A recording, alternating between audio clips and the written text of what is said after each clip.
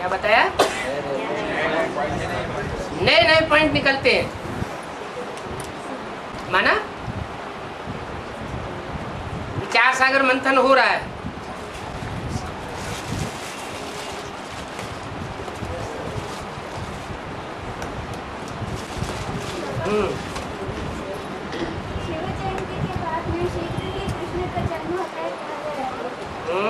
शीघ्र ही कहाँ होता है? शिव जयंती होती है माघ मास में, और श्रावण मास में होती है कृष्ण जयंती। तो शीघ्र थोड़ा ही होता है। शिव जयंती है बाप की जयंती, और कृष्ण जयंती है बच्चे की जयंती। तो तुरंत होने की तो बात ही नहीं। बाप पैदा होता ही थोड़ा ही बच्चा पैदा कर देता है? बाप प्रत्यक्षता रूपी जन्म ले, और जन्म लेने के बाद थोड़ा परिपक्व उम्र बने, तो पकती हुई एज के बाद फिर बच्चे का जन्म हो सकता है। हाँ जी, फिर कुछ और आगे कहना था ना। शिव जयंती के बाद कृष्ण जयंती होती है, फिर क्या है बताती थी अभी। 76 बाप का जन्मदिन माना गया, तो 98 बच्चे का जन्मदिन। लेकिन ये भी पक्की प्रत्यक्षता नहीं है। पक्की प्रत्यक्षता तब हो जब सारी दुनिया के सामने बाप और बच्चे की प्रत्यक्षता हो जाए। इसलिए दिखाते हैं कि रात्रि में ही बाप का जन्म और रात्रि में ही बच्चे का जन्म, दोनों का जन्म रात्रि के 12 बजे दिखाते हैं।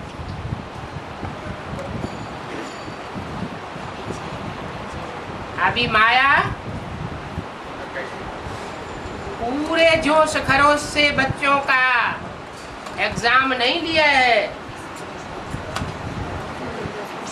अभी फाइनल एग्जाम नहीं हुआ है। जब फाइनल एग्जाम होगा तो रिजल्ट आउट होगा। और फाइनल एग्जाम में कितने पास होंगे? 8 पास होंगे, और बाकी सब उन 8 के मुकाबले फेल हो जाएंगे। तो पूरा ही अंधेरा हो जाएगा या उजेला रहेगा? है पूरा ही अंधेरा हो जाएगा। माना बाप गुप्त हो जाएगा सबकी नजरों से।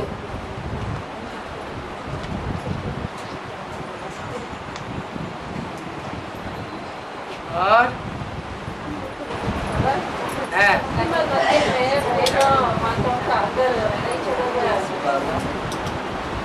क्या मस्जिद में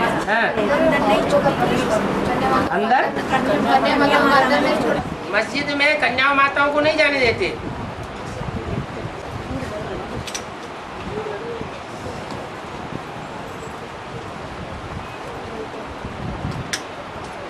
उन्होंने मस्जिद नाम क्यों धरा है?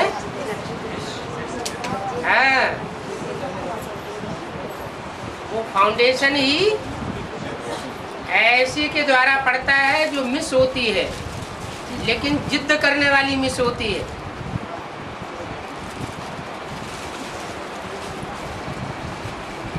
वो कहती है कि मेरे सिवाय और यहाँ कोई नहीं प्रवेश करेगा। क्या ये स्थान सिर्फ मेरा है। मैं फीमेल हूँ या मेल हूँ? मस्जिद फीमेल है या मेल है? फीमेल है। तो फीमेल जहाँ है वो जिद करके बैठी हुई है कि मैं ही यहाँ की अधिकारिणी हूँ पूजा लेने की, मेरे अलावा और कोई पूजा यहाँ नहीं ले सकता। तो कोई औरतों को घुसने नहीं देती। बहुत चुस्त चालाक है।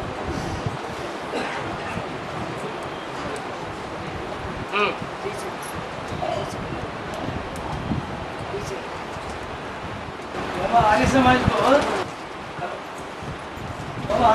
को गायन तरफ दिखाए ना बाबा, हैं? गायन तरफ दिखाए नहीं हो रहा। तो फिर भी वो पंचविकारों में एक विकार का जो मुख्य होता है तो उसको भी बायां तरफ दिखाना पड़ता है। नहीं, बाईं ओर दिखाना चाहिए। हाँ। ये आर्य समाजी जो होते हैं वो किसी धर्म को नहीं मानते, सब धर्मों से उनकी आस्था उखड़ जाती है। उसका कारण यह है कि जो भी धर्म द्वापर युग से शुरू हुआ ये इतने अवसरवादी हैं कि उस नए धर्म में तुरंत घुस जाते हैं। इस्लाम धर्म आया तो इस्लाम धर्म में कन्वर्ट हो गए, क्रिश्चियन धर्म आया तो क्रिश्चियन धर्म में कन्वर्ट हो गए, मुस्लिम धर्म आया तो मुस्लिम धर्म में कन्वर्ट हो गए। तो हर धर्म से कन्वर्ट होते हुए आते हैं, इसलिए किसी धर्म में इनको सुख नहीं मिलता, क्योंकि ये नियम है स्वधर्मे निधनम से परधर्मो दुखदाई, यानी हर धर्म में दुख मिलता है। इसलिए सब धर्मों से इनकी श्रद्धा हट जाती है। आखिरी ये फिर भारत में आते हैं। जब भगवान भारत में आते हैं तो उस समय से थोड़ा समय पूर्व महर्षि दयानंद आते हैं और सब धर्म वालों को निमंत्रण देते थे कि कोई भी आकर के भारत में हिंदू बन जाए, हम उसे अपना लेंगे। तो दूसरे दूसरे धर्मों में जो आत्माएं कन्वर्ट होती रही है, दुख प्राप्त करती रही है, उन्हें मौका मिलता है। पहले तो कभी हिंदुओं को मौका ही नहीं मिला, जो एक बार कन्वर्ट हो गए कन्वर्ट हो गए, उनको कभी भी भारतवासियों ने स्वीकार नहीं किया। इसलिए हिंदुओं की जनसंख्या घटती गई और लास्ट में महर्षि दयानंद आकर के सब धर्म वालों को निमंत्रण दे देते हैं कि कोई भी आकर के हिंदू बन सकता है। तो जो अपने धर्म के पक्के होते हैं, धर्म पिता के पीछे पीछे परम धाम से उतरने वाली आत्माएं, वो तो आने वाली नहीं। कौन आते हैं? जो हिंदू से कन्वर्ट हो गए थे वही कन्वर्ट होने वाले फिर भारतवर्ष में आकर के जन्म लेते हैं और वो आर्य समाजी बनते हैं।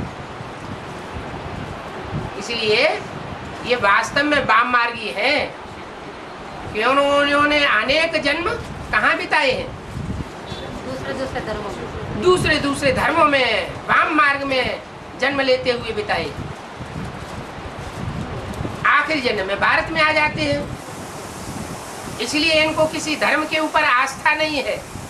इसलिए जो राज्य स्थापन होता है भारतवर्ष में आखिरी धर्म का, भारत का आखिरी धर्म कौन सा हुआ? आर्य समाज। उसमें इन्होंने ये नियम बना दिया, धर्म निरपेक्ष राज्य, हमें किसी धर्म की अपेक्षा नहीं है। तुम कोई भी धर्म के हो, हिंदू हो, मुसलमान हो, अंग्रेज हो, सिख हो, लेकिन हमको वोट देते रहो, हमारी जनसंख्या बढ़ाते रहो, बस। हमें धर्म से कुछ लेना देना नहीं। तो बाप क्या कहते हैं और ये आर्य समाजी क्या कहते हैं? बाप कहते हैं रिलीजन इज माइट, और ये क्या कहते हैं? हमें धर्म की कोई अपेक्षा नहीं है। तो फिर इनका राज्य कैसा चलता है? उस राज्य में कोई माइट होती है, ताकत होती है? नहीं होती।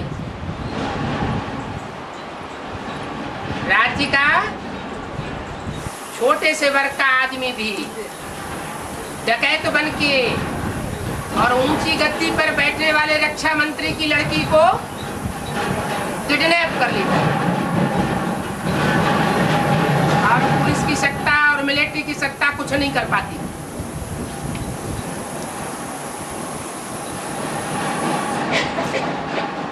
जब राजाओं का ये हाल होता है कि उस धर्म में कोई ताकत ही नहीं, तो प्रजावर्ग का क्या हाल होता होगा।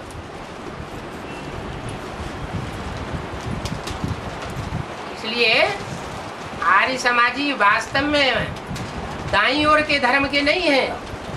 कहाँ के हैं? ये पक्के वाम मार्गी है, अर्धनास्तिक है, आधे नास्तिक।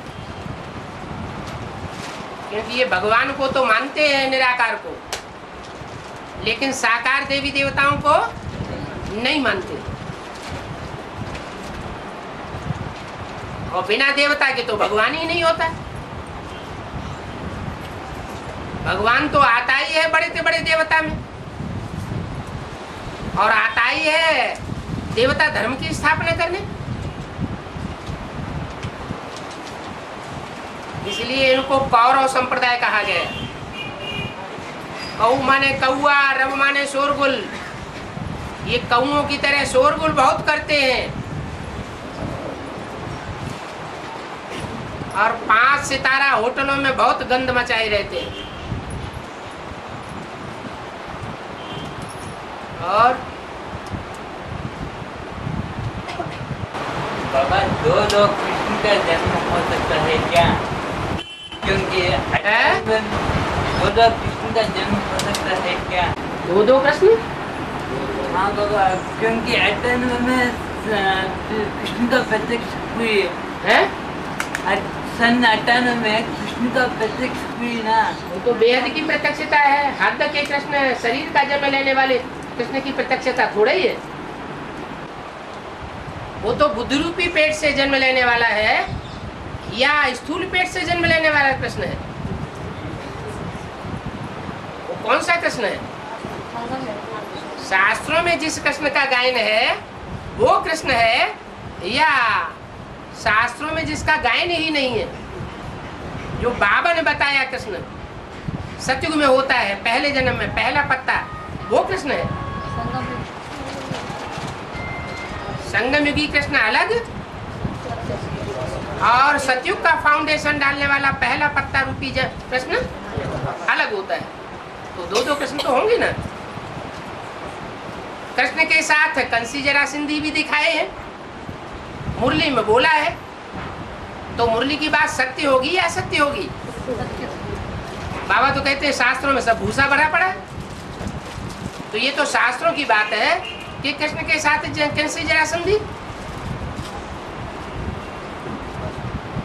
है, तो शास्त्रों की बात है, लेकिन भगवान ने अपने मुख से बोली है, इसलिए जरूर इसमें कोई रहस्य समाया हुआ है।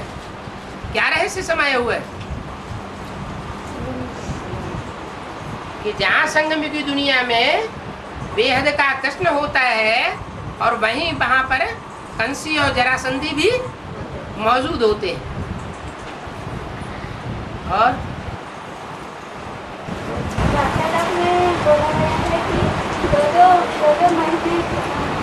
दो महीने से एक बार बाबा को पत्र लिखना चाहिए। हाँ, तो कैसे करेंगे? जो बच्चे जन्म लेने के बाद, भट्टी करने के बाद अपने अपने घरों में वापस चले जाते हैं ईश्वरीय सेवा के लिए, तो वो ईश्वरीय सेवा का, अपने जिंदा रहने का कुछ तो प्रमाण भेजते रहे। अगर प्रूफ नहीं भेजते हैं तो बाबा समझते हैं ये बच्चा मर गया। चिट्ठी भेजे, ईमेल भेजे, या कम से कम फोन करते रहे, तो बाबा को विश्वास हो जाए कि बच्चा अभी जिंदा है, याद करता है, नहीं तो माया खा गई है। तो हेड ऑफिस में ही करना होगा। अरे प्रधानमंत्री कहाँ होगा? अपने हेड ऑफिस से कनेक्टेड होगा। वो दुनिया में कहीं भी घूमता रहे, लेकिन हेड ऑफिस से कनेक्शन जुड़ेगा तो उसको संदेश तो मिलेगा ही। हाँ।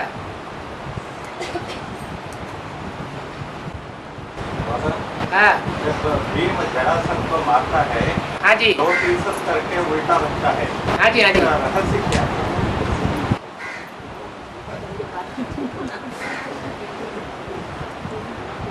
भीम माना भयंकर,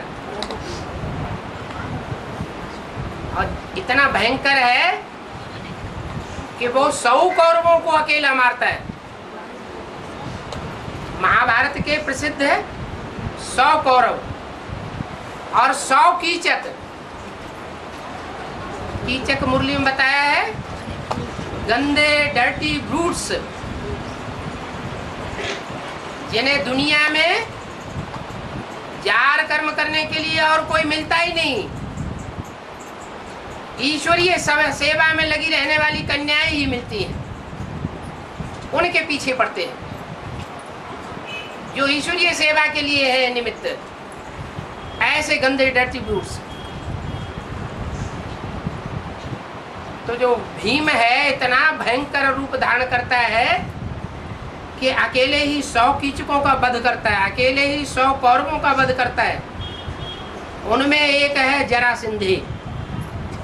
जरा माने पुराने और सिंधी माने सिंधी। ब्राह्मणों की दुनिया में ये जरासिंधी किधर है? उनका गढ़ कहाँ है? उनका गढ़ है, उनको 2 हिस्सों में डिवाइड कर देता है, आपस में ही झगड़ पड़ते हैं। तो उसको दिखा दिया, टांगे फाड़ के रख दी।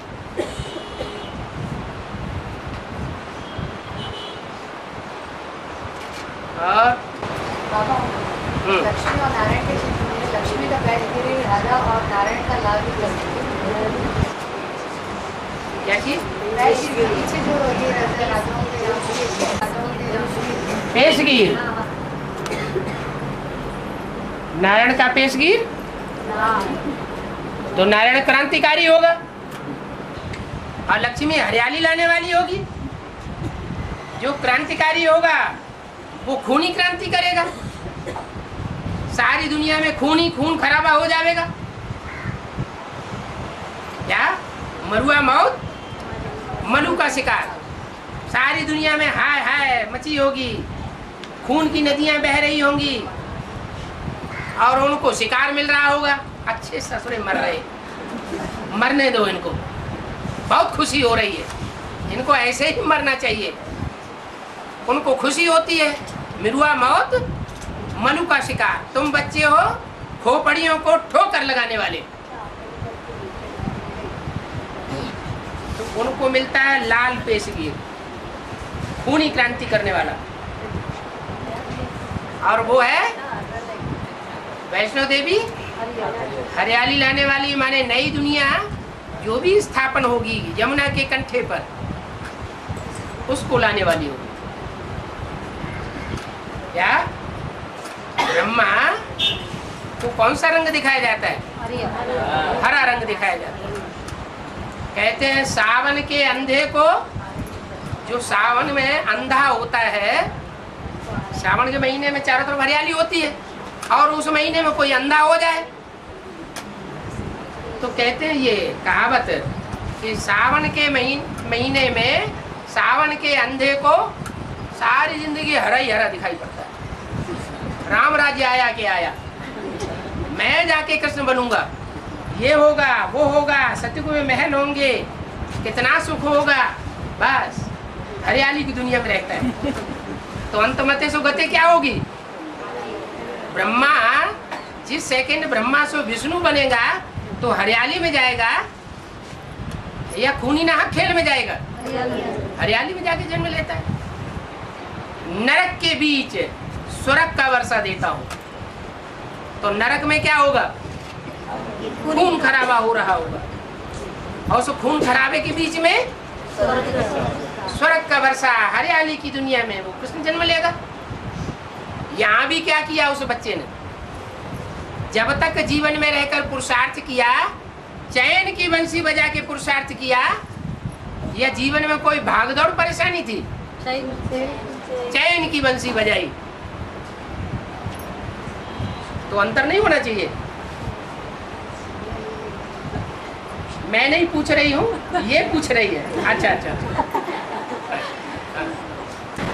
बाबा, हाँ आदमी जब सुख में रहता है, है, आदमी जब सुख में रहता है हाँ भगवान को नहीं याद करता, बराबर और आदमी दुख में रहता है भगवान को याद करता है। है। ऐसा क्यों? ऐसा क्यों? जब दुख होता है तभी तो याद करेगा। जो सुखी है तो भगवान की क्या दरकार? भगवान दुख में आता है कि सुख में आता है? सतयुग में आता है या कलयुग में आता है? सतयुग में तो आता ही नहीं, तुम बुलाते रहो, आएगा ही नहीं, न तुम बुलाओगे। है बाबा, ये सीडी में बोला है हाँ तो एडवांस पार्टियों की वजह से वो दिल्ली में जो बड़ा प्रोग्राम किया था, मेगा प्रोग्राम हाँ बीकेएस ने, हाँ वो एडवांस पार्टी भी सेवा करने के लिए परमिशन ले लिया, इसलिए वो रुका गया। हाँ। तो इसलिए ऐसे करने से वो भी बाबा भगवान का संदेश देता है ना। कौन? बीके वाले मेगा प्रोग्राम करने वाले। हाँ। अच्छा, वो संदेश मजबूरी में दे रहे हैं या पूरा प्रश्न सुनिए। हाँ हाँ, इसलिए वो भी हमको पाप लगता है ना, वो ठीक नहीं है ना, ये माता जी कहते हैं। अच्छा, आप नहीं कहते हैं। जो भी मेगा प्रोग्राम हो रहे हैं या जो भी सर्विस हो रही है बीकेएस में, वो मजबूरी से हो रही है या अंदर की इच्छा से हो रही है? तो जो मजबूरी से काम होता है उसका रिजल्ट क्या होगा? मजबूरी से काम होगा तो अपनी धन संपत्ति तो लगाई नहीं जाएगी कि अपनी बैंक में से बैलेंस निकाला और सेवा की। क्या किया जाएगा? दूसरों से संपत्ति खींच खींच करके सेवा में लगाया जाएगा। तो जब खींच खींच करके सेवा में लगाया जाएगा तो उसका रिजल्ट क्या होगा? वो सेवा तमो प्रधान हुई या सतो प्रधान हुई? तमो प्रधान सेवा से जो भी सेवा होगी, चलो संदेश मिलने की सेवा हुई, वो सतयुग में फलीभूत होगी, त्रेता में फलीभूत होगी, द्वापर में फलीभूत होगी या कलयुग में जाके फलीभूत होगी? है? कलयुग में जाके फलीभूत होगी। तो वो सेवा करना अच्छा है। वो सेवा को तोड़ना हुआ ना, ऐसा। अब वो जो कलयुग में जो कलयुग स्थापन करने वाली सेवा हो रही है, वो सेवा करना अच्छा है, उसमें सहयोग देना अच्छा हुआ ना, है? जिसमें देहधारी गुरुओं की प्रत्यक्षता हो रही हो भगवान के रूप में। ये देखो त्रिमूर्ति प्रत्यक्ष हो रही है। त्रिमूर्ति कोई अलग से देवताएं नहीं है, हम बच्चे ही तीन मूर्तियों का पार्ट बजाते हैं। उनकी बुद्धि में क्या बैठा है? उनकी बुद्धि में बैठा है ब्रह्मा विष्णु शंकर, कोई अलग नहीं होते हैं। हम बच्चे ही ब्रह्मा का पार्ट बजाते हैं, हम बच्चे ही विष्णु का पार्ट बजाते हैं, हम बच्चे ही शंकर का पार्ट बजाते हैं। तुम्हें नहीं मालूम हो तो देखो ये चित्र। तो हजारों लाखों की तादाद में पोस्टर बनाए जाते हैं, उसमें देहधारी धर्मगुरु जो शिवो हम बन के बैठ जाते हैं, उन त्रिमूर्ति शिव की प्रत्यक्षता होती है या वास्तव त्रिमूर्ति शिव की प्रत्यक्षता होती है? किसकी प्रत्यक्षता होती है? शिवो हम कहने वालों की, बन के बैठने वालों की प्रत्यक्षता होती है। ये तो अनर्थ हो गया। सेवा हो रही है या डिसर्विस हो रही है? ब्राह्मण बच्चों की असली सर्विस क्या है? बाप को प्रत्यक्ष करना या देहधारी गुरुओं को प्रत्यक्ष करना? बाप को प्रत्यक्ष करना, ये असली सेवा है। इसलिए उनकी प्रोग्राम में जाकर सेवा करने के बदले हाँ, हम ही एडवांस पार्टी वाले मिलकर के ऐसा बड़ा प्रोग्राम करके हमें ही कर सकते हैं, सबको बुला के। हमको कोई प्रोग्राम करने की दरकार नहीं है। हम तो राजा ही स्थापन करने वाले हैं। हम संदेश देकर के प्रजा बनाने वाले नहीं हैं। प्रजा तो अपने आप पीछे पीछे बन जाती है। मेहनत काहे में? राजा क्वालिटी बनाने में मेहनत है। राजा बनाने के लिए एक एक आत्मा को बैठ करके समझाना पड़ता है, मेहनत करनी पड़ती है। संदेश देना, फिर समझाना, फिर उसके बाद उसे भट्टी कराना, भट्टी कराने के बाद रेगुलर क्लासेस कराना, मेहनत है।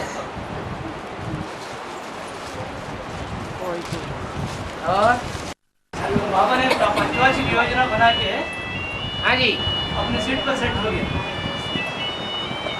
बाबा पंचवर्षीय योजना बना के सीट पे सेट हो गए। 76 से 80 76 से 80 हाँ 76 से लेकर के 81 82 तक की जो पंचवर्षीय योजना है, हाँ वो पूरी हो गई। वो योजना क्या है? हैं? वो योजना क्या है?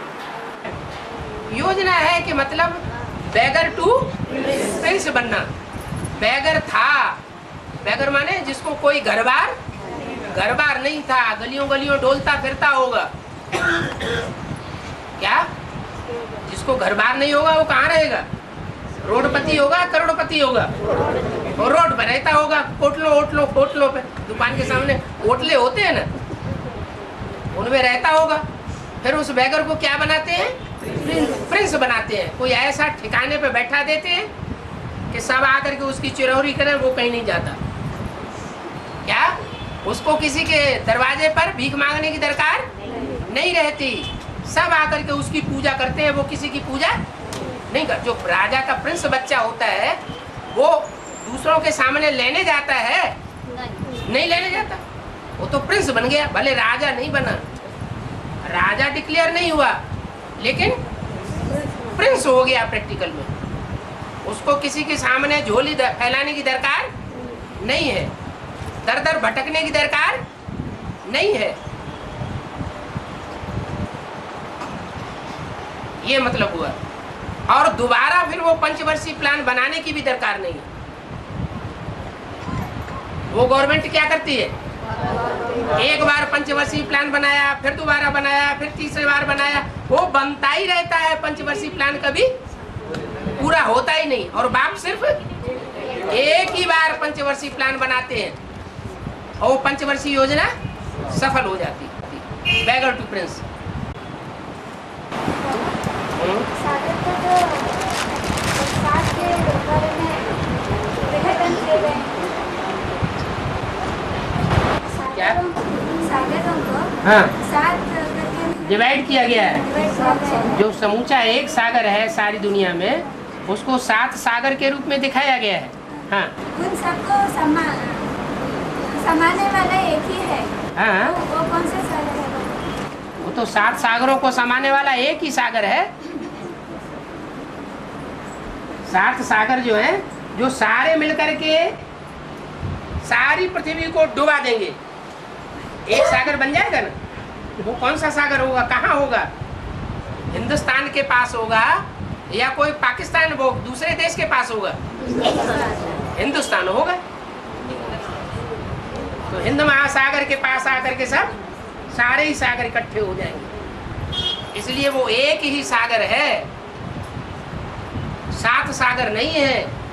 लेकिन जब द्वैतवादी युग शुरू होता है तो ये 7 सागर भी हो जाते हैं, जो 7 महाद्वीपों से बट जाते हैं।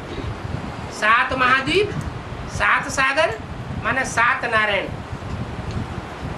जो अलग अलग धर्मों में दूसरे धर्म का फाउंडेशन लगाने के निमित्त बनते हैं, कन्वर्ट हो जाते हैं।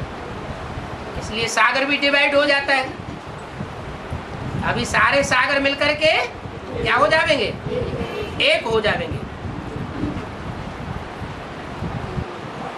अभी तो लड़ाई होती है, तुम हमारे सागर में क्यों आ गए?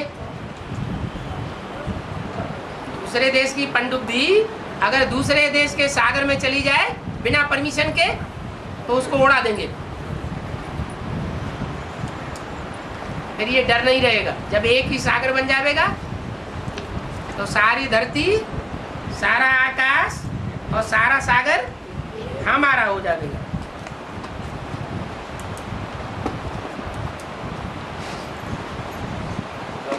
उसे कहते हैं अद्वैतवाद। न 2 सागर होंगे, न 2 महाद्वीप होंगे, आसमान भी बटा हुआ नहीं होगा। और अभी द्वैतवाद है। 2 देशों के बीच में आसमान भी बट जाता है। हमारे आसमान में तुम्हारा एरोप्लेन क्यों आया बिना परमिशन के? हमारे सागर में तुम्हारा जहाज क्यों आया पानी का?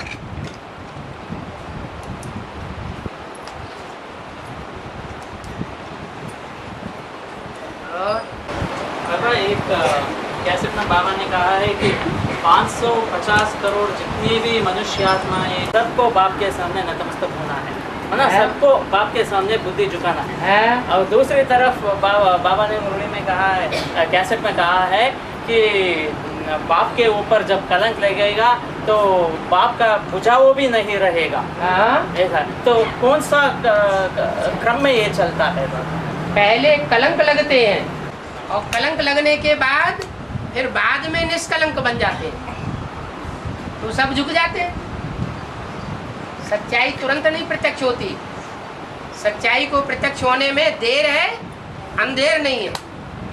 सत्य की नैया हिलती है, डुलती है। जब नैया या जहाज ज्यादा डावाडोल होता है तो छोटी छोटी नवैयों का आसरा लेकर के लोग कूद पड़ते हैं उन्हीं पर।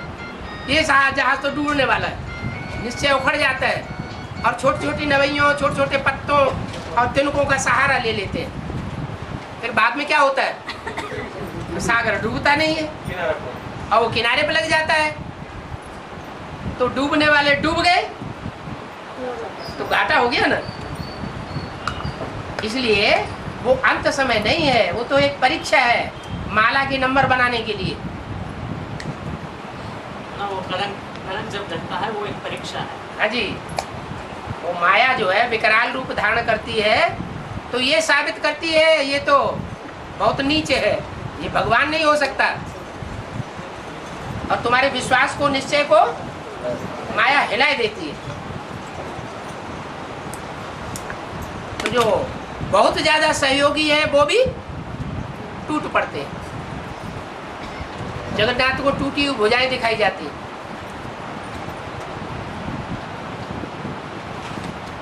ये कैसेट में कहा है, हम जब बेसिक ज्ञान लिया तो जो परमात्मा के बारे में जानते थे क्या नहीं है। जब ये कैसा एडवांस लिया तो एडवांस ज्ञान के बारे में भी नहीं जानते थे। इसलिए जो जब लिया तब नहीं जानते थे, लेने के पहले। हाँ, इसलिए जब ज्ञान सब लेने के बाद फिर बाबा के बारे में पूछ करके प्रश्न क्यों पूछते? इसलिए कोई भी प्रश्न पूछना है तो ज्ञान के बारे में नहीं पूछना। ये तो कोई बात नहीं हुई। बाबा तो कहते हैं यहाँ शूटिंग हो रही है। जो भी आत्मा जिस समय आती है सतो प्रधान स्टेज में आती है। जब सतो प्रधान स्टेज में आती है तो सरेंडर बुद्धि हो जाती है ढंग से, और धीरे धीरे फिर दूसरों का संग लगना शुरू होता है। तो दूसरों की बात सुनते सुनते संग का रंग लगता है, अवस्था नीचे गिरती है। जब ज्यादा अवस्था नीचे गिर जाती है तो प्रश्न ढेर सारे पैदा होते हैं। वो ढेर सारे प्रश्न पैदा होते हैं, इसका मतलब कन्वर्सन हुआ है बुद्धि का। जो सात्विक स्टेज शुरुआत में थी, एडवांस कोर्स लेते समय, एडवांस भट्टी करते समय, वो स्टेज अभी, वो उमंग उत्साह की स्टेज अभी नहीं रही। प्रश्न चित्त होने लगे, प्रसन्न चित्त, वो स्टेज खलास होने लगी। ये तो होता ही है, इसमें नई बात क्या है? जो शूटिंग है वो ऊपर से नीचे की ओर उतरती है ना। फिर आगे जो विष्णु से ब्रह्मा बनने में कितना टाइम लगता है? 5000 साल लगते हैं। तो चारों युगों की शूटिंग तो होगी ना गिरती कला की। चढ़ती कला 1 सेकंड में, तेरे बाने सर्व का भला। नहीं बाबा, आगे पॉइंट है। हाँ। इसलिए ज्ञान के बारे में नहीं पूछना है, अपनी ज्ञान को अपनाने के लिए, जीवन में धारण करने के लिए जो भी कठिनाई आती है या कंफ्यूज आते हैं वो बाबा से पूछ सकते हैं। नहीं, जो भी प्रश्न क्रिएट होते हैं अंदर दूसरों के संग के रंग से ही, उन प्रश्नों का समाधान कर देना ज़्यादा अच्छा है। उससे अपना भी कल्याण होगा और इस तरह के दूसरों के अंदर अगर प्रश्न पैदा हो रहे हैं, क्योंकि हम तो प्रभावित हुए, लेकिन हमारे जैसी प्रभावित होने वाली प्रजा और भी तो बने होंगे, तो उन सबका कल्याण हो जाएगा। नहीं तो वो सब उस प्रश्न को लेकर के डूबते हो, उछलते रहेंगे, तो अकल्याण बहुतों का होगा। तो हम कल्याण करने के निमित्त बने हैं, कल्याण करने के।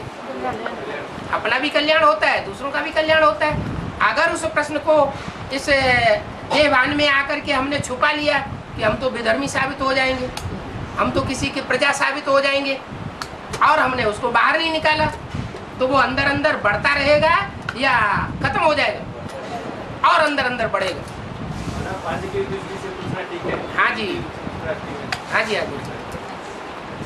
कोई प्रश्न पूछा जाता है, कोई प्रश्न पूछा जाता है जिज्ञासा शांत करने के लिए, और कोई प्रश्न पूछा जाता है अपोजिशन करने के लिए। इस मुरली में तो ऐसे कहा, उस मुरली में वैसे कहा, इसका क्या जवाब? दोगला हो ना, तभी तो दो दो बातें बोलते हैं। लेकिन उसका पॉजिटिव रूप से समाधान मिल सकता है। ऐसे तो बेसिक नॉलेज में भी होता था। बेसिक नॉलेज में भी एक मुरली में बोला ये लक्ष्मी नारायण तो बुद्धू है, दूसरी मुरली में बोला ये लक्ष्मी नारायण तो समझदार है। तो जो नेगेटिव होकर के सुनेंगे उनको तो संशय पैदा हो जाता है, ये क्या बात हो गई? दो दो बातें, डायरेक्ट दो दो बातें बोलता है भगवान।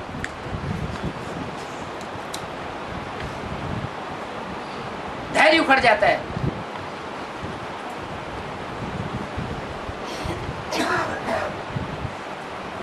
बाबा गीत गा गा के सुनाते रहते हैं मुरली में, धीरज धर मनुआ धीरज धर, तेरे सुख के दिन आवेंगे। प्रश्न तो ज्ञान के है ना बाबा, ज्ञान के ही तो प्रश्न पूछते हैं। ज्ञान के प्रश्न तो पूछते हैं, लेकिन जो ज्ञान के प्रश्न पूछते हैं वो उनमें अज्ञानता का भी कहीं से वो भाषण आ रही है ना, कि अंदर कहीं अज्ञानता है, उस ज्ञान का समाधान तो नहीं है ना, तभी तो पूछते हैं। नहीं बाबा, कभी कभी समाधान होता है, फिर बाबा से और आगे तो मिल सकता है। बाबा तो नहीं पूछेंगे तो भी देंगे सारा ज्ञान। ये कैटेगरी अलग अलग होती है। कोई बच्चों के अंदर कोई प्रश्न नहीं आते, दूसरे प्रश्न उनके अंदर क्रिएट करें तो भी क्रिएट नहीं होते, वो इंटरेस्टेड ही नहीं है। वो कहते तुम ही पूछो, हमारा कोई प्रश्न नहीं है, हमें इंटरेस्ट नहीं है प्रश्न। ऐसे भी है।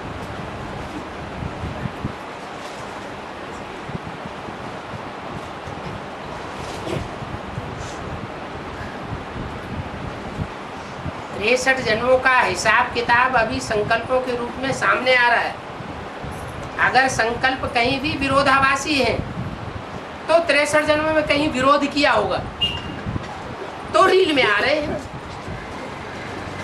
वहां कहीं भी विरोध नहीं हुआ है 63 जन्मों में, तो यहाँ विरोध पैदा ही नहीं। कोई क्रिएट करना चाहे तो भी क्रिएट नहीं होगा। वो कहते हैं हमको ऐसी बातें मत सुनाओ, हमें कोई इंटरेस्ट नहीं। कोई काम दे करके सुनेगा, ऐसे है, हाँ बिल्कुल बात सही है, तुम्हारी बात बिल्कुल सही है, ऐसा ही है।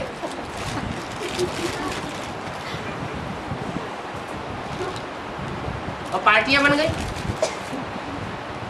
कितने विष्णु भगवान निकल पड़े।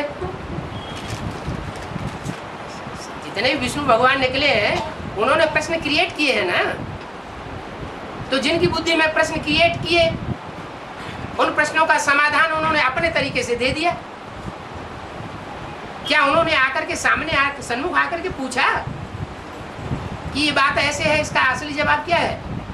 बस वही उनको सहमति दे दी, हाँ बिल्कुल सही बात, ऐसे ही होगा। मनबहादुर और दूसरा भाई आया था, वो कहा दशरथ भाई ने कह रहा है बाबा के ऊपर बहुत केस है, हम सब वो भाई भी कोशिश कर रहे मिटाने के लिए। इसलिए हम बोला जो मिटाने के लिए रहे तो ऐसा लेटरेट में लेके आओ, बैठ के बातचीत करेंगे करके, दोनों साथ में बैठ के बात करेंगे, ऐसा कहा मैंने। और वो दो भाई आया और हम भी सभी भाई बैठे थे, बैठ के वो उन अपनी तरीके से बताया थोड़ा पॉइंट से, तो हमारे घर में अलग बैठे। और हम सब ने पूछा जो भी मुरली का पॉइंट्स है, दूसरा माँ बाप है बोलने के लिए, मुरली का पॉइंट्स क्या है वो बताओ। तो वो बता नहीं पाया, जो भी एडवांस में जो पॉइंट्स दिया है वही पॉइंट्स बार बार बोल रहे हैं। अहमदाबाद में सम्राट स्वामीनारायण मंदिर है। स्वामीनारायण मंदिर होने से और विष्णु से क्या मतलब? और हाँ, इसलिए हम सब खास करके पूछा, तो वो 76 का बात को 56 को लगाया। 56 कैसे हो जाएगी? इन लक्ष्मी नारायण का जन्म कब हुआ? आज से 10 वर्ष कम 5000 वर्ष हुए। तो हमने बोला तो 5000 वर्ष में से 10 वर्ष कम किए जाएंगे तो पीछे जाएगा कि आगे जाएगा? हाँ पूछा। हाँ और हम बोला BKSP 76 के लिए डिक्लेरेशन दिया है, बाबा ने चित्र में 76 के लिए बताया है, 56 के लिए कुछ नहीं बताया। तो ऐसा 2-3 जो पॉइंट्स निकला, 2-3 पॉइंट्स में हम लोगों ने सब भाई मिलकर के क्रॉस किया, तो वो 1 घंटा बात करके चले गए। चला गया, ना इधर का रहा ना उधर का रहा। और फिर भी वो भाई को बुला के हम समझाने की कोशिश की, मनबहादुर भाई। हाँ वो माना नहीं, वो फिर दोबारा आया, हम लोग बोला मुरली से हटकर जो वो बोलता है मुरली से आगे जाओ, और मुरली से हटने का हटके और न वो चित्रों को मानते, न वो मुरली को मानते, न वो अव्यक्त वाणी को मानते। मुरलियों से जो ज्ञान है उससे लागू होने का बात रहे तो बताओ। मुरली हमारी लाठी है। हाँ मुरलियों से क्रॉस करने का या मुरलियों से हटने का ज्ञान हमको नहीं चाहिए। दुनिया में भी कोई कितना भी पढ़ा लिखा बन जाए, ABCD के ज्ञान को छोड़ देगा क्या? जो बेसिक नॉलेज में ABCD पढ़ी है, वो उस ज्ञान को छोड़ने के बाद ऊपर का ज्ञान चलेगा क्या? चल ही नहीं सकता। मुरली तो हमारा फाउंडेशन है।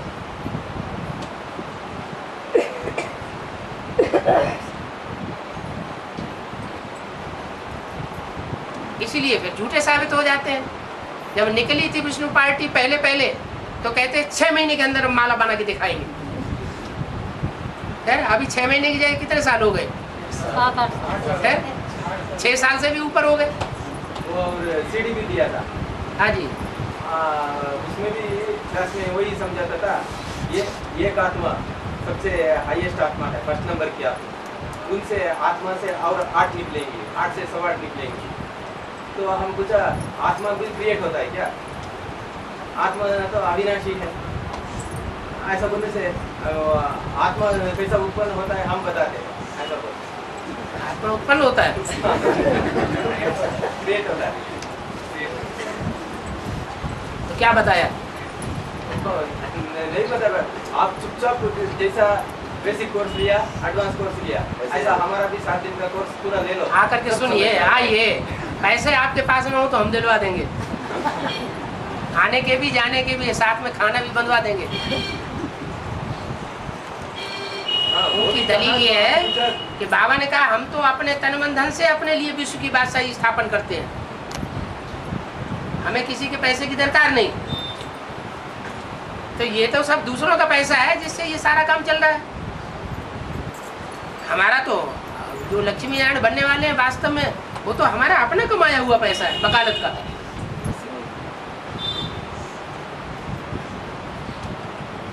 हाँ। शंकर ने कामदेव को भस्म किया। हाँ जी। एक तरफ ये पॉइंट है। और दूसरी तरफ जितने भी रुद्रमाला के आत्माएं हैं, पुरुष 14 वाले रुद्रमाला के आत्माएं हैं, वे सब दुर्योधन दुशासन वाले हैं। माना पुरुष 14 वाले जो हम हैं वो दुर्योधन दुशासन वाले हैं, वृत्ति वाले हैं। इस दुर्योधन दुशासन वाली वृत्ति से बाहर आने के लिए, देहाभिमान के विष से बाहर आने के लिए क्या हम भी भस्म कर सकते हैं काम विकार को? करते हैं, लेकिन कैसे? अनेकों के संग में रंग में आके या एक के संग रंग में आके? एक को फॉलो करेंगे तो होगा, या अनेकों को फॉलो करेंगे तो होगा? मनमत पर चलेंगे तो होगा, या मनुष्यों की मत पर चलेंगे तो होगा, या एक श्रीमत पर चलेंगे तो होगा? बाबा जब आते हैं तो भाइयों के अलग और बहनों के अलग समय देने से, पर्सनल बाबा से बात करने के लिए भाइयों के अलग समय, बहनों के अलग समय देने से अच्छा होगा। अलग समय देने से अच्छा होगा? हाँ, कभी भी बहनें ही मिलके रहता है, माता या कन्या, भाइयों को बैठने नहीं देते। अच्छा, पर्सनल मुलाकात में बहनें मौका नहीं देती भाइयों को? क्लास देखा ही हम लोगों को तो पता भी नहीं है। कोई क्लास नहीं हुआ माताओं कन्याओं का इधर।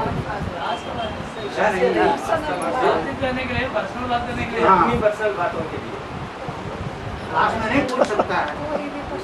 देखा गया है भाइयों के मुकाबले माताएं पहले जल्दी आ जाती हैं और ज्यादा तादाद में इकट्ठी हो जाती, इसलिए वो प्रजातंत्र में उनका वोट ज्यादा हो जाता है। इसलिए भाई ये बैठने से। और भाइयों की संख्या कम रहती है, जब क्लास शुरू होता है तब आकर के भाई इकट्ठे होते हैं ऐन मौके पर। ऐसे तो पर्सनल कुछ है ही नहीं। यहाँ तो बाबा का क्लास ऐसा खुला है जिसमें कोई भी प्रश्न कहाँ भी कैसे भी पूछा जा सकता है। पर्सनल होता है पोता मेल, और पोता मेल कहने की सुनाने की दरकार ही नहीं,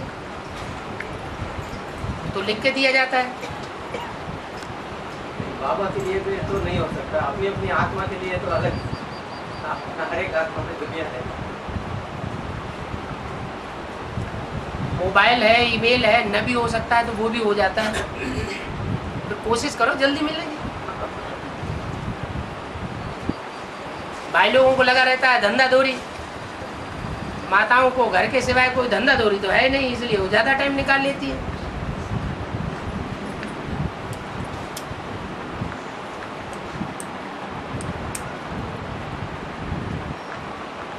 और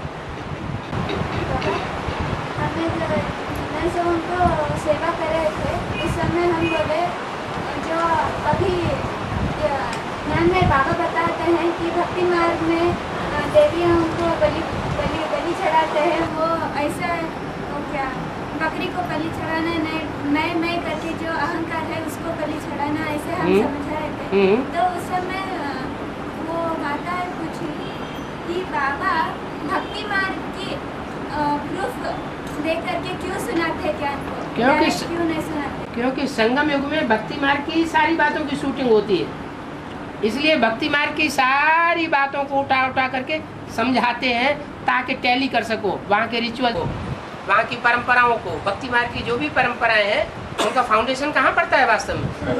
संगम युग में पड़ता है।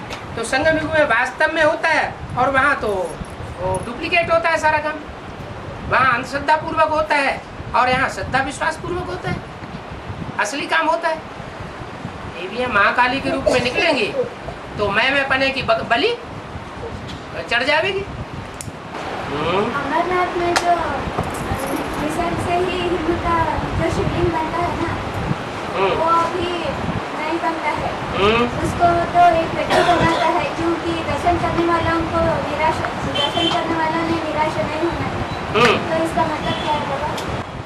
बाबा ने तो मुरली में कहा कि बाबा जब अमरनाथ की यात्रा में गए तो उन्होंने तो ये देखा कि एक ब्राह्मण छोकरा था, वो जाके शिवलिंग बनाता था, अपने आप थोड़ा ही बनता था।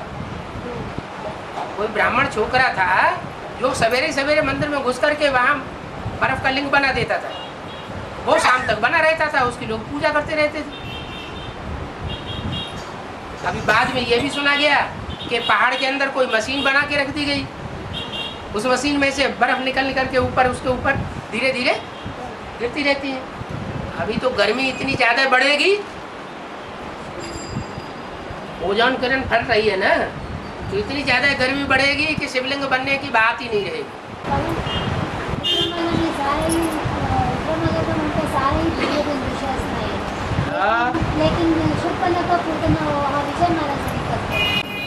ये किसने कहा पूतना विजय माला से निकलती है? ये कौन सी मुरली में कहा? वो है ही पवित्र है ना, तो वहाँ तो निकलने की बात ही नहीं। रुद्रमाला से ही। रुद्रमाला के अंदर ही कोई ऐसी सूपनखाएं पूतनाएं हैं जो राक्षसी रूप धारण करती है और ग्लानि करती है भगवान की। लेकिन ये भी बताया है, और शरीर चोरी होते हुए भी रुद्रमाला का उनका पूर्ण संस्कार है। हाँ तो क्या हुआ? लेकिन हैं? शूर्पणखा का? हाँ, अरे जब पुरुष संस्कार है, स्वभाव संस्कार सारा पुरुष का है, तो जो जब वो पुरुष चोला धारण करेंगे तो कौन सा रूप हो जाएगा? जब हार्मोन से चेंज होंगे और वो पुरुष का रूप धारण कर लेंगे तो कौन सा रूप हो जाएगा? अभी तो जो भी भाई भाई के रूप में है वो सब दुर्योधन दुशासन के रूप में। कन्याएं माताएं जो है उनमें कोई सूपनखा पूतना है पहले से ही, उनकी तो बात ही छोड़ दो। लेकिन जो सूपनखा पूतना नहीं है, जिनमें लज्जा रहती है काम विकार के लिए, वो जब स्त्री चोले से पुरुष चोला धारण कर लें हार्मोन्स चेंज होने के बाद तो वो पुरुष बन जाएंगे ना। क्लियर था लेकिन कोई नहीं डाउट था। है क्लियर था ये क्लियर था, कोई नहीं डाउट उठाया। कोई ने डाउट उठाया तो प्रभावित हो गए। नहीं हाँ क्लियर करने के लिए क्लियर करने के लिए। हाँ जी। our advanced party, group and planning party, voting party और practical party। हाँ जी। तो कैसे ये ये तो तो- सारे पुरुष है, फिर 3 ग्रुप कैसे है? हाँ? पार्टी में पुरुष ही पुरुष है, स्त्रियाँ कोई नहीं है। रुद्रमाला है ना? जो एडवांस पार्टी है उस एडवांस पार्टी में सब पुरुष ही पुरुष हैं, स्त्रियाँ कोई नहीं है। हैं? रुद्रमाला में। हाँ 3 ग्रुप हैं और तीनों ग्रुपों में, तीनों ग्रुप्स में स्त्री चोले वाले भी हैं, पुरुष चोले वाले भी हैं। सारी एडवांस पार्टी में स्त्री पुरुष साथ साथ है। और इंस्पिरेटिंग पार्टी में इंस्पिरेटिंग पार्टी माने जो प्रवेश करके पार्ट बजा रही है आत्मा। वो प्रवेश करने वालों में कोई स्त्री चोले वाले हैं सूक्ष्म शरीर से, कोई पुरुष चोले वाले हैं सूक्ष्म शरीर से। वो इंस्पिरेट करते हैं बुद्धि को घुमाए देते हैं। कोई में दूसरे धर्म की आत्मा प्रवेश करती है तो बुद्धि को घुमाए देती है। पहले वो बड़ी महिमा करते हैं, भगवान आया हुआ है, भगवान आया हुआ है। फिर वो आत्मा प्रवेश करती है, बुद्धि घुमा देती है। अंदर ऐसे ही चले गए थे वहाँ देखने के लिए कि वहाँ क्या होता है। कोई नहीं, भगवान आया हुआ है, शैतान है। तो किसने बुद्धि घुमाई थी? जो प्रवेश करने वाली आत्मा है उसने बुद्धि घुमाई दी। उसके संस्कार ऐसे हैं, वो ज्ञान को नहीं समझ सकती गहराई से। इंस्पिरेटिंग पार्टी उसमें भी स्त्री चोले और पुरुष चोले हैं। प्लानिंग पार्टी जो उससे में मनन चिंतन मंथन कर रहे हैं साकार शरीर से, जिन साकार शरीरों में वो आत्मा प्रवेश करके उनकी बुद्धि को घुमाती भी है, लेकिन थोड़े समय तक घुमाएंगी। आखिरी प्रवेश करने वालों को हार खानी पड़ेगी। और तीसरी पार्टी है प्रैक्टिकल पार्टी। प्रैक्टिकल पार्टी वो अभी निकली नहीं है, लेकिन प्योरिटी की धारणा में प्रैक्टिकल है। दिव्य गुणों की धारणा में प्रैक्टिकल पार्ट अभी भी बजा रही है। ज्ञान नहीं है। ज्ञान मिल जाएगा तो सोने में सुहागा हो जाएगा, प्रत्यक्षता हो जाएगी। तीनों ही पार्टियों में स्त्री और पुरुष हैं। अभी होता है ना, जब बाप दुख हो जाता है तब सारा ही अंधेरा में आ जाता है। लेकिन अष्टदेव जो है बाप के साथ रहे हैं, अष्टदेव बाप के पास रहे थे, पास भी था ना। अष्टदेव हैं, उनके नंबर नहीं बनेंगे। नंबर जब उनके भी नंबर बनेंगे तो थोड़ा टाइम के लिए उनको भी अनिश्चय आना जरूरी है या नहीं है? है? नहीं तो नंबर कैसे बनेंगे? कैसे पता चलेगा ये अव्वल नंबर है, ये द्विम नंबर है, ये तीसरा नंबर? वाणी में तो बोला हुआ है 1 सेकंड की भी देरी की तो मड़का नीचे उतर जाएगा। 2 सेकंड की देरी हुई तो मड़का और नीचे उतरेगा। जितना नीचे गिरेंगे उतना बाबा से दूर हो जाएंगे। तुरंत फैसला करना पड़े क्या राइट है क्या रंग।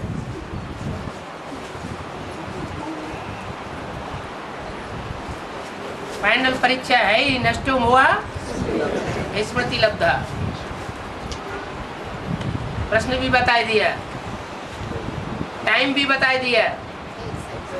1 सेकंड की परीक्षा होगी, सेकंड में दाने प्रत्यक्ष होते जाएंगे।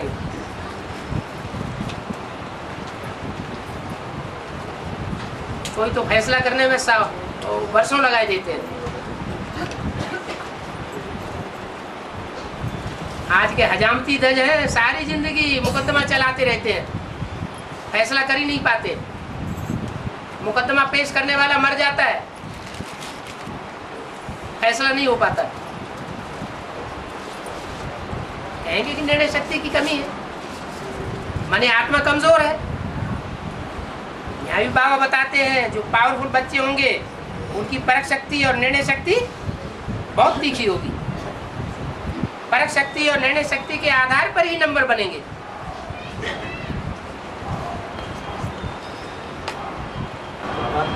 और बेसिक है जो सरेंडर होते हैं वो रह जाते हैं। बेसिक है हाँ। जो सरेंडर होते हैं वो रह जाते हैं, एडवांस ज्ञान नहीं उठाते हैं, उनका दोष क्या था होगा? बेसिक में जो सरेंडर होते हैं वो एडवांस में आ नहीं पाते। जो सरेंडर होने वाले नहीं आए एडवांस में, अंदर वाले रह जाए बाहर वाले रह जाए ऐसा बोला। अंदर वाले रह जाएंगे। हाँ, इसके अंदर नहीं, अंदर वाले सब तो नहीं रह गए। एक बात बताई कि ये भी होगा कि अंदर वाले बहुत से रह जाएंगे और बाहर वाले ले जाएंगे। तो ऐसा तो नहीं कि सारे ही अंदर वाले रह गए, सरेंडर आए ही नहीं। या तो बहुत सी ऐसी कन्याएं जो वहाँ भी सरेंडर हो गई और सरेंडर होने के बाद यहाँ भी आ गई। नहीं बाबा, वो भाई का कहना है हाँ। उनका दोस्त जल्दी से आ नहीं पाते। हाँ? अभी सरेंडर होके वहाँ रह गया, हाँ। रुके यहाँ जल्दी से एडवांस जल्दी आकर के नहीं, आने वाले आ जाते हैं। आ जाते हैं। अभी जो आ नहीं सकता है, ज्ञान अभी नहीं समझ सकता, वो लास्ट में आ सकता है। इसका कारण क्या है? पर वो जो वहाँ रह जाते हैं बाबा, वो बुद्धि से निर्णय नहीं कर पाते। ठीक है, उन्होंने अपना गुरु ही ऐसा देहधारियों को बनाया हुआ है, जो जिस धर्म का होगा वो उसी की बात मानेगा। कोई कितना भी अच्छा समझाने वाला हो, ब्रह्मा ही डायरेक्ट क्यों न उतर आए, भगवान ही क्यों न उतर आए उनको समझाने के लिए, वो मानेंगे नहीं।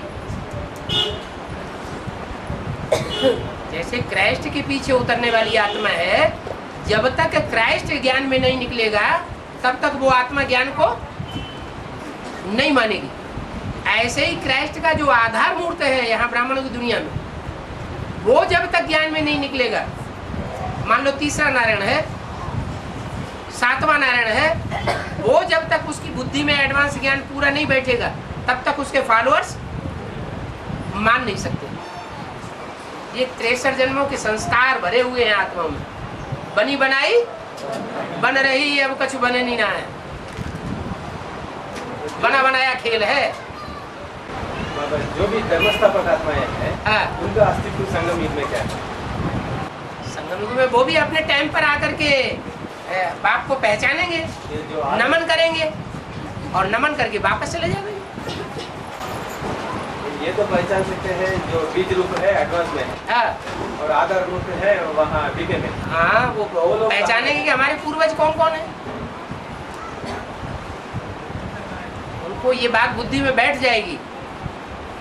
इब्राहिम है जैसे, ठीक है, वो लोग एडवांस में रहेगा या बीके में? वो सारी दुनिया को एडवांस बनना है। बाप को तो सारी दुनिया को पहचानना है। फादर है तो फादर जरूर मिलना चाहिए। फादर सिर्फ कहे सिर्फ कि फादर है और मिले नहीं, तो फादर कैसे हो सकता? सारी दुनिया की जो भी आत्माएं हैं सब पहचानेंगी।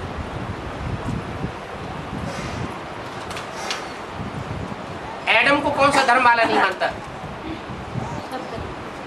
आदम और एडम को कौन से धर्म वाले नहीं मानते? सभी धर्म वाले नहीं मानते। नास्तिकों को भी मानना पड़ेगा अंत में, क्योंकि नास्तिक कोई शुरुआत में नास्तिक थोड़े ही होते हैं जब क्रिश्चियन धर्म निकलता है। फिर भी वो पूरी तरीके से नहीं मानता। नहीं, जो क्रिश्चियन धर्म के 2 छेड़े बने हैं वो बाद में बने हैं या पहले से ही है? बाद में बने। पहले तो सारे क्रिश्चियन आस्तिक ही थे, क्राइस्ट को गिरजाघर को मानने वाले थे। हाँ।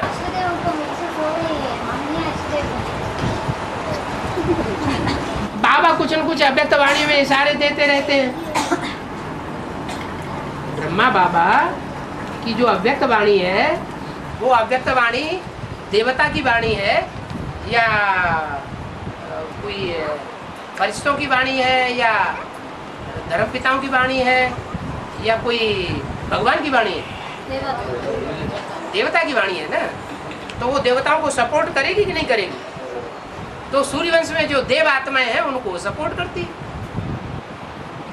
करती है। तो उस वाणी में ये ऐसे ऐसे वाक्य आ रहे हैं कि जैसे इन्होंने दीदी दादियों का आदि में श्रृंगार किया था, आदि में श्रृंगार किया था तो अंत में भी ज्ञान रत्नों से श्रृंगार करने के निमित्त बनेंगे। फिर कहीं बोल दिया तुम बच्चे बाप दादा के बगैर नहीं रह सकते, बाप दादा तुम्हारे बगैर नहीं रह सकते। तो आप उन लोगों को किस तरीके से श्रृंगार करते है ज्ञान तत्वों से। अभी उनके पास उनके अंदर एडवांस नॉलेज कहाँ है? वो तो नहीं है, हम किस तरीके से यहाँ लेटर करेस्पॉन्डेंस करना या है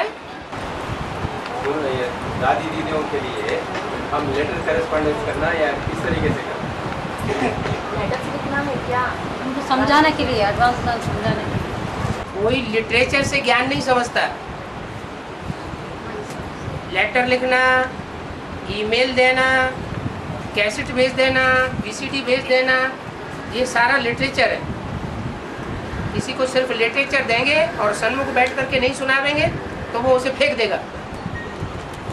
लिटरेचर से कभी ज्ञान नहीं सुनाया जाता ईश्वरीय। ये तो भक्ति मार्ग में चलता है लिटरेचर। ज्ञान मार्ग में तो सन्मुख बैठ करके सुनाना पड़ता है, तब बुद्धि में पूरा बैठता है।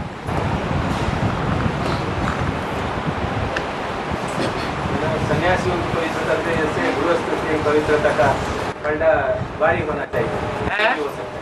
हाँ, तो पलड़ा तो तभी भारी होगा जब प्रैक्टिकल करके दिखाएं।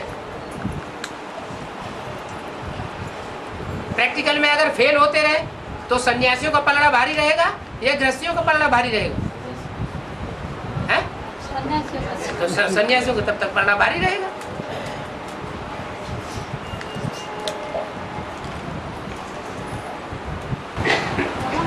जितना मानव में ममता नीचे गिरेंगे उतना बाबा से दूर हो जाएंगे। लेकिन जगदम्बा ऐसे अपने लाश ममता है आपका नजदीक है। हाँ, उसने कोई ऐसा राज की बात सीख ली होगी जो औरों ने नहीं सीख पाई। जो राजयोग की गहनता है वो उसने समझी होगी, दूसरों ने नहीं समझी होगी। बाबा ने कहा है कि तीन धर्मों को एक समय पर ही क्या स्थापित किया जाता है। लोग जैसे ब्राह्मण, देवता और क्षत्रिय। ब्राह्मण जब पक्के बनते हैं तो उन्हें ब्राह्मण कहा जाता है। जो पक्के ब्राह्मण होते हैं उनको एक तरफ किया जाता है नई दुनिया में तो वो देवता कहे जाते हैं, और जो रह जाते हैं वो सब क्षत्रिय। 3 धर्म स्थापन हो गए। ब्राह्मण धर्म की राजा ही नहीं होती। क्या ब्राह्मणों को सेवादारी बन करके रहना है? यहाँ किसी के ऊपर कंट्रोल नहीं चलाना है।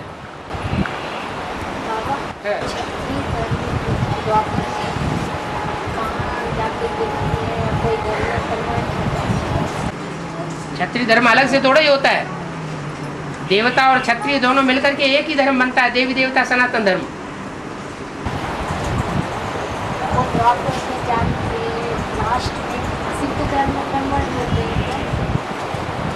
सब क्षत्रिय नहीं कन्वर्ट होते।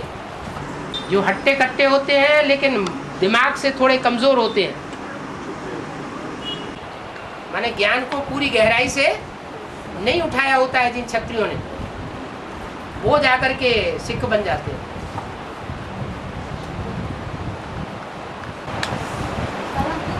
शिव मंदिर का मतलब क्या है? शिव मंदिर का मतलब क्या है? शिव मंदिर का मतलब छू मंत्र माना जादूगरी कर देना। बाबा को कोई नहीं छू मंत्र होगा आगे चल करके। जो बाबा ने बोला ऐसी तीखी दृष्टि देंगे जो तुम बच्चे ठहर नहीं सकेंगे, जिसको देखेंगे वो ही पलट जाएगा। मुख से सुनाने की भी दरकार नहीं रहेगी। जैसे नेहरू जी के सामने कोई आते थे तो कोई कितना भी विरोध करने वाले हो पीछे से, लेकिन जब सामने आते थे तो चेंज हो जाते थे। ये कौन सी शक्ति है? ये ऊपर से आने वाली नई आत्मा की विशेष शक्ति है, आत्मा का फोर्स है। लेकिन बाबा को कोई भी मंत्र कर सकते हैं क्या? अगर करके देखो। अगर होता तो सारा ये करके पीछे रहते थे। बाबा के ऊपर करके देखो। ब्रह्मा कुमारियां तो करवा के देख रही है, बाबा के ऊपर भी करवा रही है, बाबा के बच्चे के ऊपर भी करवा रही है तांत्रिक मंत्रिक।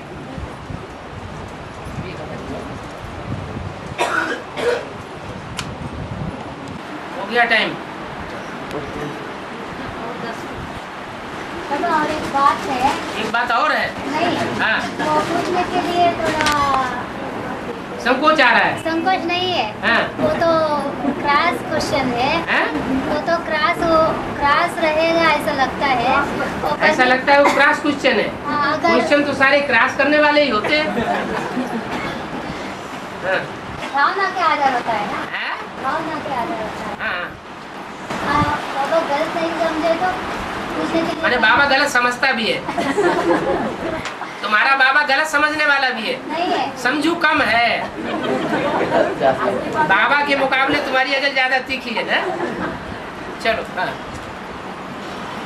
सकते हैं। हैं? अरे, इतनी देर से और क्या चल रहा है? चलो मना जाने का सोच रही हूँ। हाँ। बाबा हाँ। बच्चों से परीक्षा लेने के लिए हाँ। बाबा कभी ना कभी उल्टा राय देते हैं क्या? बाबा उल्टा राय देते हैं? परीक्षा लेने के लिए। नहीं, बाबा उल्टा राय क्यों देंगे? हैं? किसी की जिंदगी से खिलवाड़ करनी है क्या? बाबा ऐसा देगा तो दो है? मुख हो जाएगा। है? हाँ जी। नहीं, एक बात आया। तो इसका मतलब कोई बात है जो बाबा ने उल्टी राय दी है किसी को? तुम्हारी बुद्धि में है जरूर कोई बात। नहीं बाबा। क्लियर करो। नहीं, कोई ऐसा एक बात आया। एक बात आया वो निकाल के बाहर करो। परीक्षा लेने के लिए बाबा उल्टा राय देंगे। ये किसने कहा? ये मुरली में कहा, अव्यक्त वाणी में कहा, कहीं क्लैरिफिकेशन में कहा, कहाँ कहा गया है? ये किसी मनुष्य ने या तुम्हारी मनमत ने कहा? पता नहीं सकते। पता नहीं, मैंने कोई की भी बात अंदर धारण कर लेते हैं। हाँ। दक्षिण भारत में मुरुडेश्वर के तीर्थ क्षेत्र है। मुरुगेश्वर। यही नाम है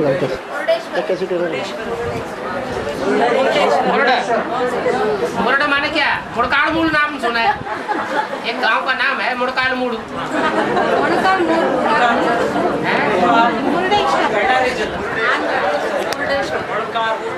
मुरडे माने क्या? हाँ, नाम है। नाम का कोई काम के आधार पर नाम पड़ता है ना, उस नाम का कोई अर्थ होगा ना।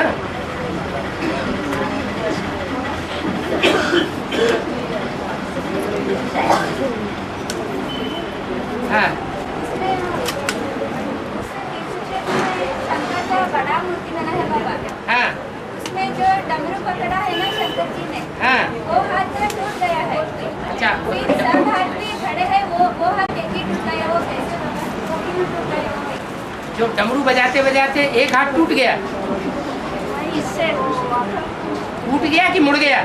तो मुर्डेश्वर हो गया है। उसके ऊपर जो बिजली पड़ गया बारिश है ना, हाँ, तो ये आती है उसके ऊपर गिरती है वो। इंद्र देवता का प्रकोप हो गया उस हाथ के ऊपर। अच्छा, तो डमरू वाला हाथ गिर गया। अब डमरू वाला हाथ कौन सा होता है मालूम है? डमरू जो होता है ना, वो दोनों तरफ बजता है। इधर भी गड़क करेगा, दाईं ओर भी, बाईं ओर भी गड़क करेगा। गड़क गड़क गड़क गड़क गड़क गड़क गड़क गड़क गड़क, माने दोनों तरफ बजता है, दोनों तरफ आवाज करता है। वो वास्तव में है कार्तिकेय। वो आत्मा है जो शिव को प्रत्यक्ष भी करती है कभी, और फिर कभी 6 धर्मों के प्रभाव में आकर के 6 मुख से बात करती है। सीधी बात भी करती है, फिर उल्टी बात भी करती है। कभी भक्ति मार्ग वालों के प्रभाव में आती है, कभी ज्ञान मार्ग वालों के प्रभाव में आ जाती है।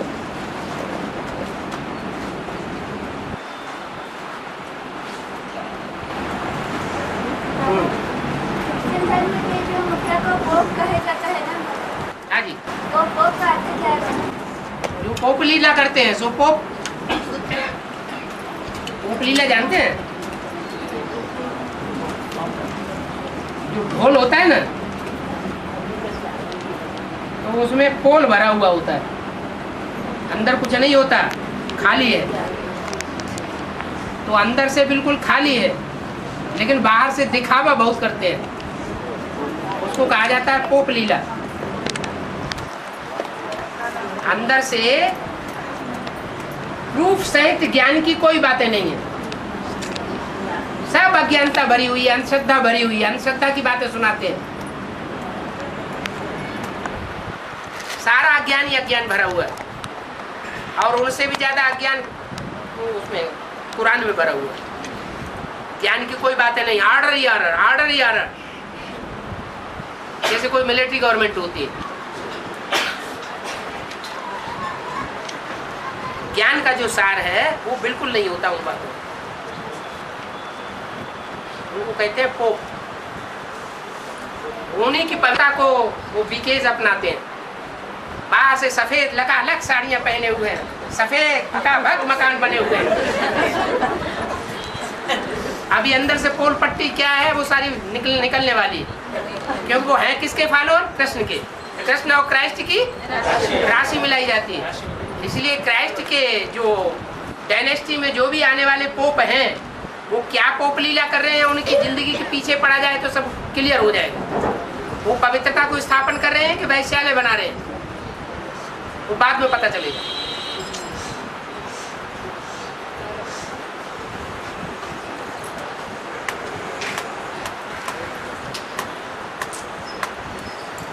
उसको कहते हैं पोप लीला। हिंदी में ये शब्द प्रसिद्ध है।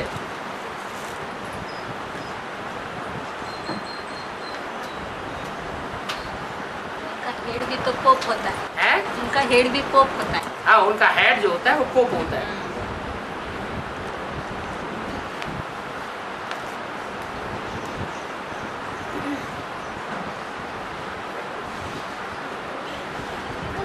चलो।